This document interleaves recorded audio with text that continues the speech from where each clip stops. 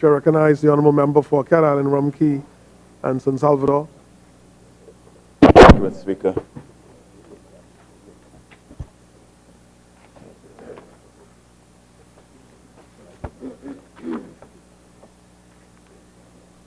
Mr. Speaker,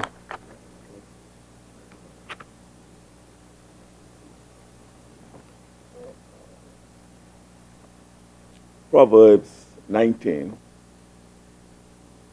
verse 17, provides that whoever cares for the poor lends to the Lord, who will pay back the sum in full. This scriptural passage is the premise upon which I rise to make this communication in respect of the Urban Renewal Program, which is administered by the Urban Renewal Commission. Before I proceed further, I draw attention to the fact that on Sunday past, I participated in the graduation ceremony of 50+ young people who, after an academic year's study, successfully secured a high school equivalency diploma. These were young people who were given a second chance to improve their possibilities for higher earnings and higher education. Single mothers, young people who have been living on the margin of society. Some were caught up in street life, coming out of prison, violent, fighting addictions. As I looked into the eyes of the graduates, Mr. Speaker, I saw hope and an excitement that too many of our young people have lost. For that GED program to take place, Mr. Speaker, it took the cooperation of the Urban Renewal Foundation, the Urban Renewal Commission, and Atlantic College. Today, I thank them for the significant investments of time, talent, and their treasure to ensure this program assists our national development. I congratulate the graduates who not only embraced the opportunity, but pressed ahead, completed something that escaped them in the ordinary course of their lives. For that, they deserve commendation and praise. I urge them to press on, to be all they can be. I also encourage others to enroll and to take advantage of the full complement of programs offered under the auspices of the Urban Renewal Commission. Mr. Speaker, the Urban Renewal 2.0 program celebrated its 3rd anniversary this year and is thriving on the islands of New Providence, Grand Bahama, Abaco, Cat Island, Eleuthera, and Ross, and it is anticipated that the program will be established on other islands during this fiscal year as an integral part of the initiative for building a safer and stronger Bahamas. In seeking to create a stronger, safer, and more modern Bahamas, innovations target the transformation of human lives and the rehabilitation of physical infrastructure in the inner city. Mr. Speaker, I can say, without fear of successful challenge, that this government's introduction of the Urban Renewal Program has positively impacted the quality of life of residents, especially in target traditional communities such as Bain and Grantstown, Centerville, and Engliston. While I am the first to acknowledge that the Urban Renewal Program is not the panacea of all social ills in the Bahamas, we cannot ignore the fact that our urban and traditional communities are the richer because of the urban renewal program. Traditional communities, Mr. Speaker, have historically given birth to many outstanding Bahamian citizens. Many who have served the Bahamas from this place grew up in or were nurtured in these communities. Our parents and grandparents taught us that pride of place was an intrinsic expression, and that irrespective of our birth circumstance, we could be anything to which we aspired. That edict, Mr. Speaker, remains true today, and there's no reason for us to now lose faith or underinvest in the residents of these communities. This government is resolute on giving them the hand up for social and physical metamorphosis.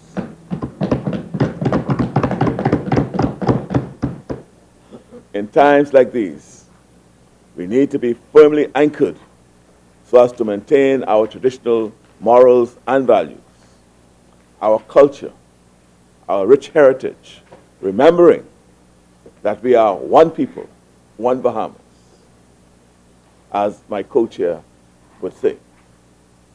In times like these, the Bahamas needs the anchor of 21st century social and educational programs to prepare our people to face the challenges of a post-modern era. Again, Mr. Speaker, this government is resolute in its commitment to address the myriad of challenges confronting the nation in a holistic and integrated model, an innovation that has been awarded internationally. Urban Renewal's projects and programs address the social, educational, and community development of urban residents by engendering community spirit and cohesion, and community and leadership development, particularly among our young people, by assisting with re-entry of ex-convicts into society through our second chance programs, by assisting the physically and mentally challenged, by rehabilitating of houses in urban communities, by creating opportunities for economic empowerment, by facilitating the prevention and reduction of crime, and by promoting clean, green, physical environments.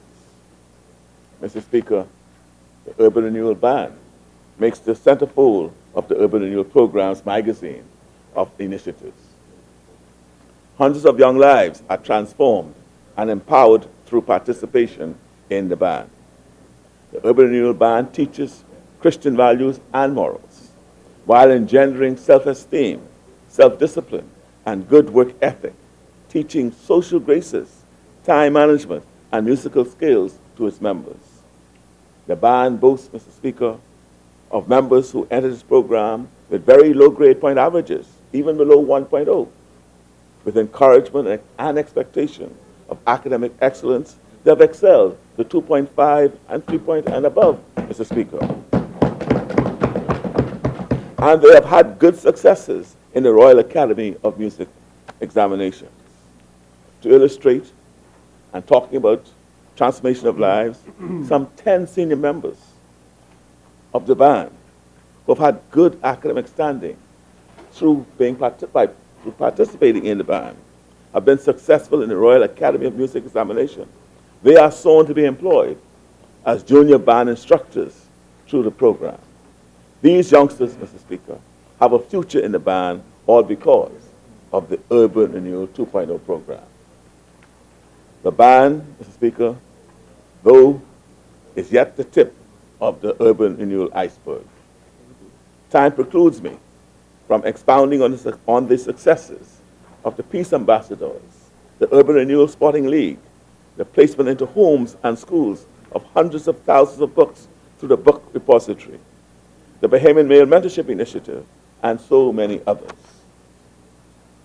Within the Urban Renewal program, the poor, the disenfranchised, the unemployed, parents with at-risk youth and children, and the elderly all have means to access assistance with repair and modernization of existing houses and general improvement of their community environments.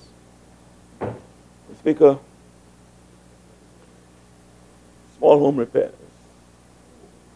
In preparation for the delivery of small home repairs program through the vehicle of urban renewal, the Prime Minister and Minister of Finance met with colleague ministers, myself, Minister of Works and Urban Development, National Security, Social Services, and Youth, to define the way ahead for the program's delivery.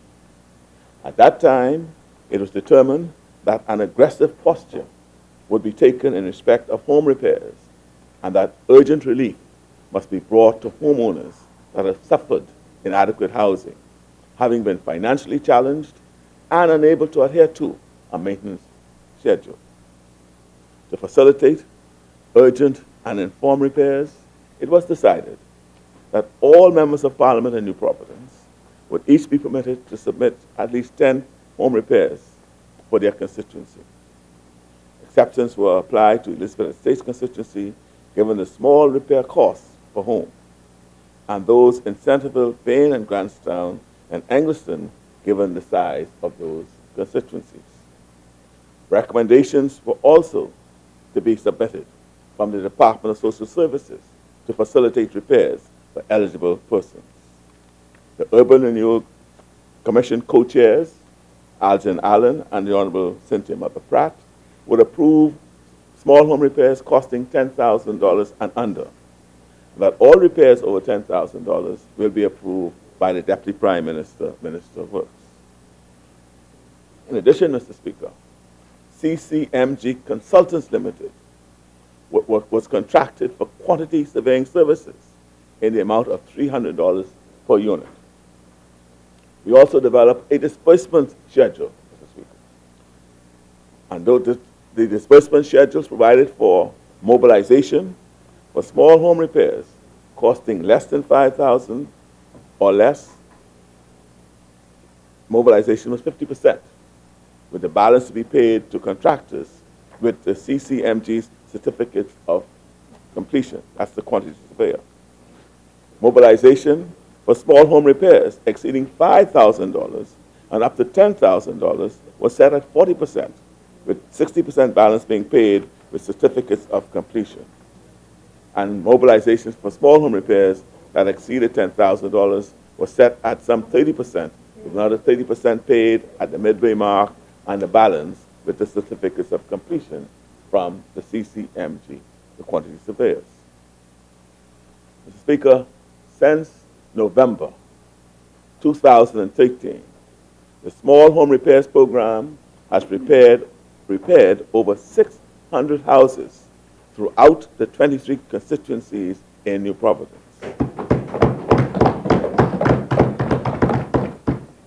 Given that statistics, 4 to 5 people is the average number living in a household.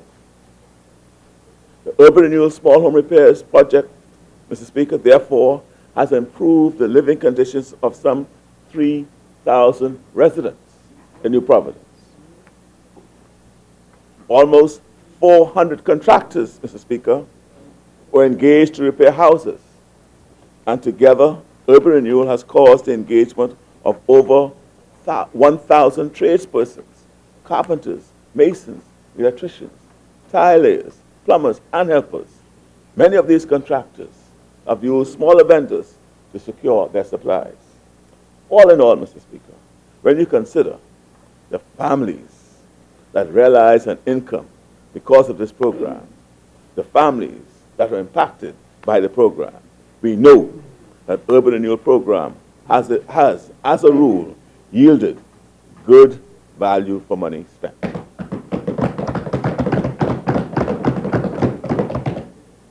Having said that, the Office of the Auditor General conducted an audit of the Urban Renewal Commission at the instance of the chairman of the Public Accounts Committee to cover the period 1st of July 2012 to the 30th of September 2014.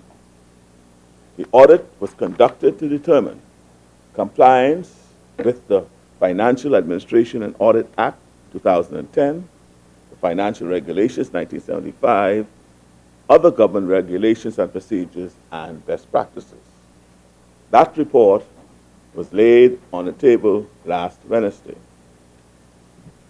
At the audit's conclusion, specific recommendations for controls were recommended for immediate consideration and are detailed in the report. The Auditor General cited the magnitude and scope of the urban renewal program as an ambitious undertaking. And interestingly, the main issues arising from the audit turn on the normal audit procedures for the bureaucracy and intrinsically belongs to government.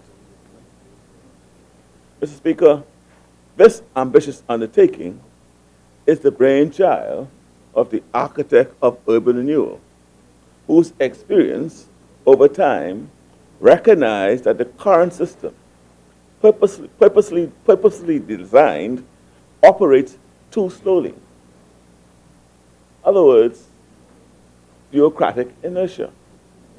That is why, by executive decision, urban renewal has been set apart to meet its mandate with a sense of urgency and, where necessary, immediacy.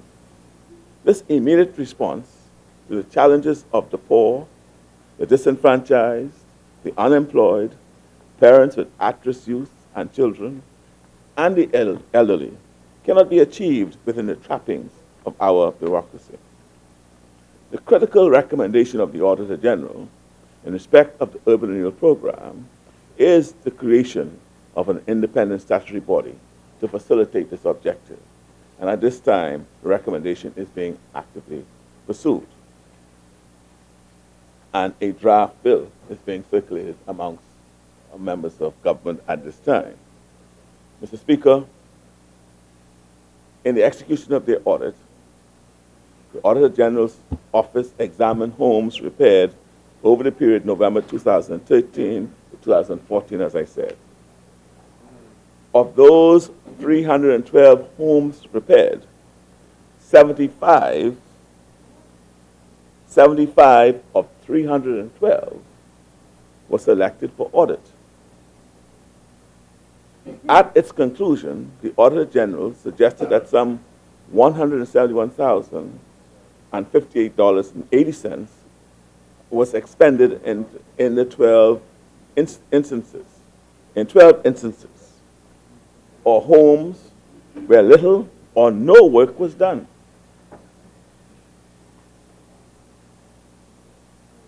Homes,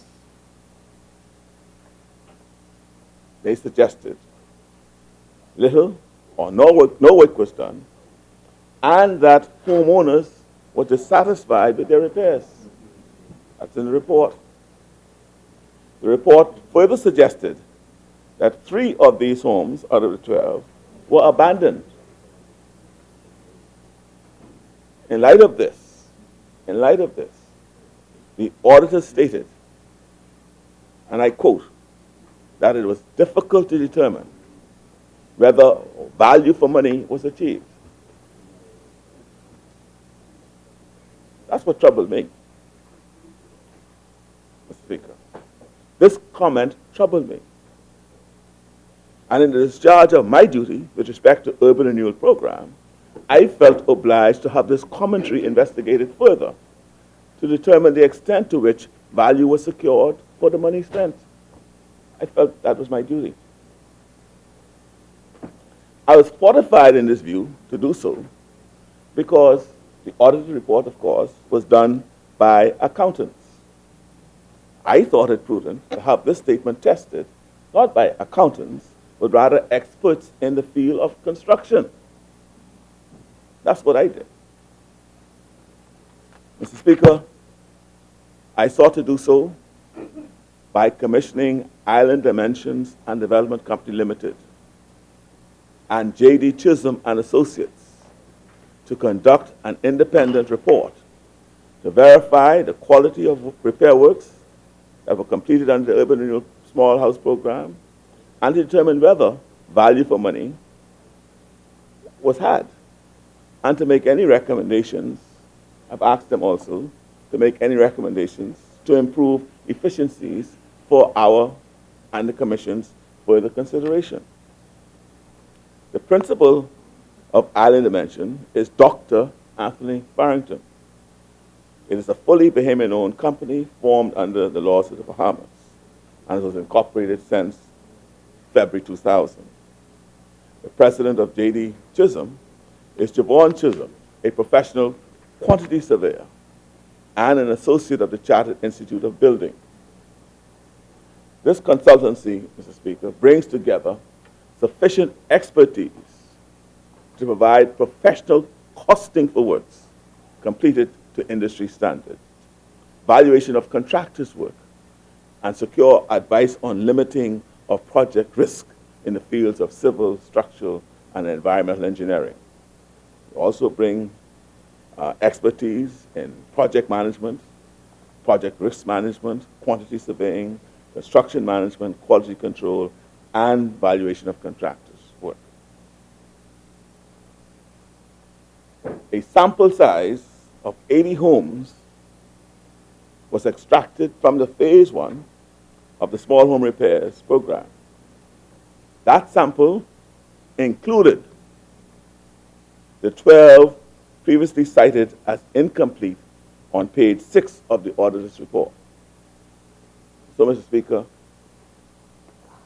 you recall that the auditors, they had a sample of 75. Of the 75, 12 they found wanting. So the independent construction experts, they took those 12 and added another 68 homes to increase the sample size.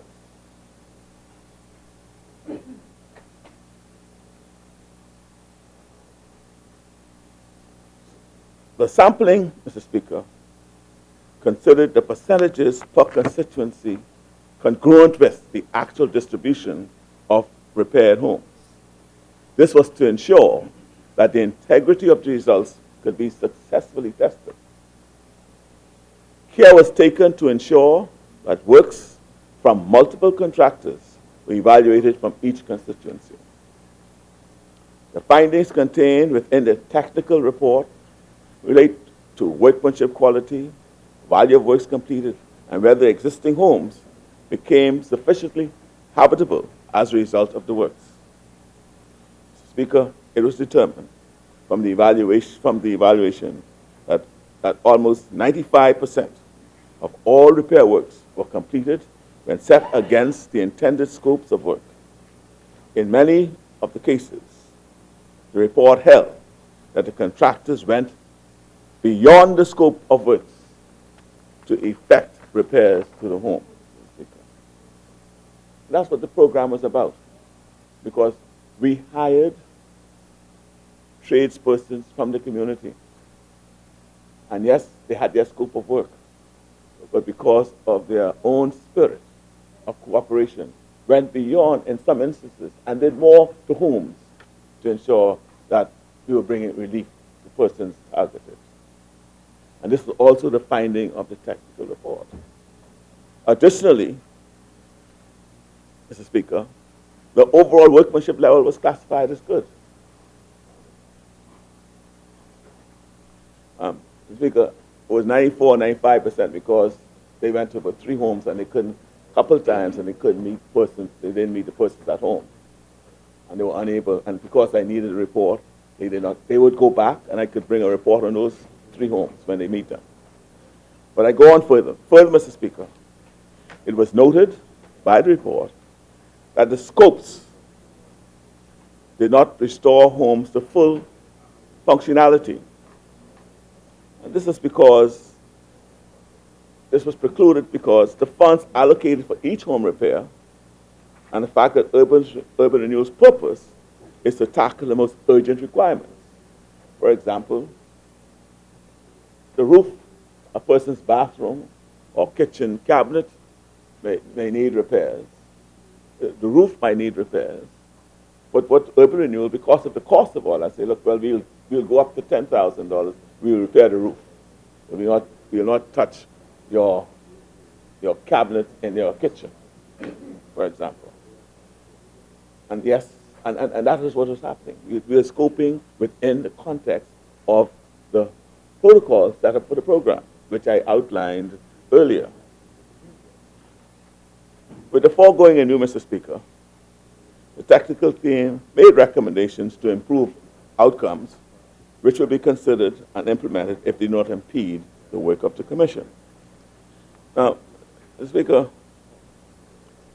as I mentioned previously, it is very important to arrest any erroneous information that may have been provided to the public as a result of the leak of the Auditor General draft report.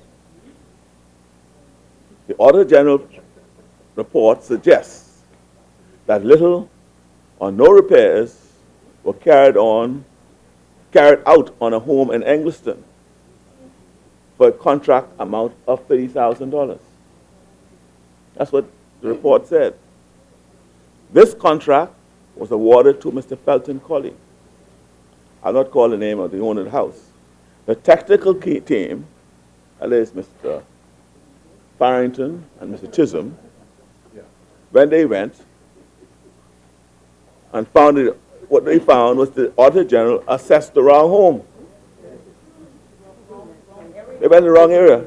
And that, in fact, the home was a complete rebuild, and the workmanship was rated as good, and it was determined that the Commission secured value for money. I'm going to lay the report on the table, Mr. Speaker, and they'll have the pictures to show the report written. No, you can have. I have it. You can have it. Oh, yeah, and that's what the order. Or that's what they said. I go further, Mr. Speaker. The Auditor General's report also suggests that little or no repairs were carried on a home in Engliston, again, for a contract amount of $10,000, and that there was no bathroom, as the scope of works called for. The contract was awarded to Mr. Dave Robinson. I call his name. The technical team, in fact, found that a new one-bedroom, one-bathroom home was built for a contract sum of $9,980. That the workmanship was rated as good, and the Commission secured value for money. Right? And I'll invite the chairman to call the technical people. Mr. Speaker, there's a home in Centerville. See, now that's 2 of the 12, eh? Yeah. Right? A home in Centerville was gutted by fire. Right? The Auditor General's report provides that little or no repairs were carried out there for a contract amount of $10,000. Mr. Speaker, this contract was awarded to Mr. Byron Oughton. The report also stated that the house was abandoned. The technical team determined that notwithstanding the absence of a scope of work on the file, when they look at the file, the workmanship was of excellent quality, and that the contract was complete based on the estimate from the contractor. Unlike the leader of the opposition, I don't even know Mr. Oughton. The team admitted there was value for money, however noted that the scope of works was inadequate to restore the full building. So again, but for what was contracted, the technical team said, well, there was value for money. The Auditor General's report further suggested that little or no repairs were done to a home in Montague. Montague. Yeah. All right. The technical team found that 2 contracts had been let. Two contracts had been let. Members? In respect of Omar Thompson, whose contract amount was $8,000, it was determined that the workmanship was of good quality and the scope of work was complete, satisfying the contract. The same Omar Thompson that the Auditor General's report cites as receiving a $20,000 contract to effect house repairs. How much was it? $8,000? No, he got $8,000. The Auditor General saying it was $20,000. Right? In fact, This is the same Omar Thompson who spoke out against the error and retained legal counsel in respect to this matter. What transpired, Mr. Speaker, in fact, was that the home was in such a poor state that a second contractor was given a supplementary contract in the amount of $10,000 for further works. The technical team determined, in respect to that contract, that the quality of work was good and the contract was complete in accordance with the scope of works. Again, Mr. Speaker, I do appreciate that. No anecdote, Mr. In fact, Mr. Speaker, the homeowner, upon learning that her home, in the same instance, the homeowner in this house, in respect to this house, upon learning that her home was the subject of disquiet, wrote a letter of commendation to the Commission, which absolutely refutes the findings. Mr. Speaker, when I commissioned the technical report, I directed special attention to those homes which the Auditor General's report determined had little or no work. Among all of them, the technical team determined that only 3 of them were a loss in terms of value for money. In 2 of the cases, they were unable to access homes, but they observed exterior work within the specified scopes. Yes, the technical team identified some failings. However, the findings are substantially different from those previously cited. And these are persons who know. That's why we got people who know about construction and industry and value for money. The technical team completed the assessment of their sample. The technical team completed the assessment of their sample and generally cited average to good workmanship determined value was had for money in the vast majority of cases. In some instances, Mr. Speaker, as I noted, we got even more than we bargained for. We are examining, Mr. Speaker, any area of underperformance with a view to having the same remedies at no cost to the government. Mr. Speaker, nothing on earth is perfect. When you consider the impact of urban renewal and a small home repairs program, with this government as the investor, we have seen nothing in the Auditor General's report that will change our decisions of investing in our people. We still believe in giving a second chance to individuals who run afoul of the law. Yes, we all deserve a second chance. Even the Apostle Peter was given a second chance. Many of the small home repairs contractors have tarnished criminal records. In fact, a few were out on bail. This government deliberately retained those who had the requisite construction skills and gave them contracts to repair houses. And they embraced the opportunities and executed repair works that have withstood keen scrutiny. Mr. Speaker, this government realizes that engaging these individuals to assist with small home repairs will cause them to refrain from stealing and other criminal activity and continue to seek gainful employment. The small home repairs project will continue over the next fiscal year, with priority being given to repairing the homes of the elderly, mentally and physically challenged, and single parents. As per the government's policy, contractors and tradesmen, as far as practicable, will be drawn from the respective urban communities in which houses are to be repaired. And I repeat that so that the member from Kalani will appreciate. We want the persons from his community, when he identifies the home, let someone from his community to do the repairs, tradespersons. Mr. Speaker, in my estimation, the first phase of the small home repairs project was a resounding success.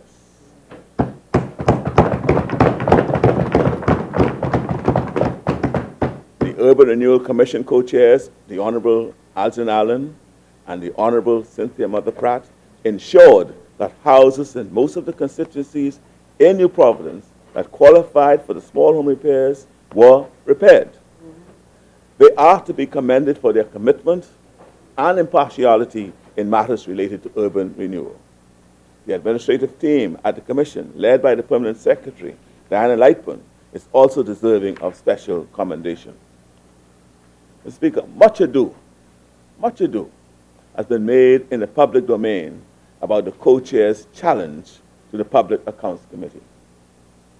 If the record is clearly examined, that challenge required only for the proper process to be followed and for the report to be tabled in the House of Assembly for the committee's scrutiny. They never refused to cooperate. All they required was adherence to the duly constituted process. Read their letter. The letter read, Mr. Speaker, by you from the Auditor General, which speaks to the process for referral of audit reports, was read into the record of the House. It confirms that they were right. You read the letter that you read, confirms that the co-chairs were right. Now that the process is properly grounded, the Public Accounts Committee will have the full cooperation of the Urban Renewal Commission. And they have already offered it to the. And they have already offered it. And as the Prime Minister indicated, They have offered it to the chairman. and the chairman of the Public Accounts Committee, they've offered it to them. Right? With subsequent findings, Mr. Speaker, with the subsequent findings of the technical team, though the chairman of the Public Accounts Committee may wish to have discussions with the Auditor General as to the veracity of some of the report's findings. And I'll invite him to do that. And Mr. Speaker, at this time, I will table the technical evaluation report for the small home repairs prepared by Island Dimensions and Development Company Limited and J.D. Chisholm and Associates. I thank you. You signed it? Yeah. Thank you, Honourable Member. Order that the communication be brought up. I will give an extra copy for you to pass to the chairman of the Accounts Committee. Very well. Ordered that the report be brought up.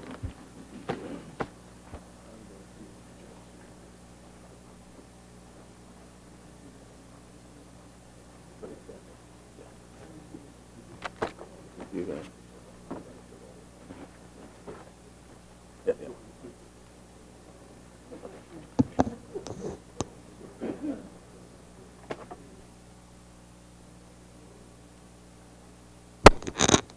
Order that the communication do lie on the table.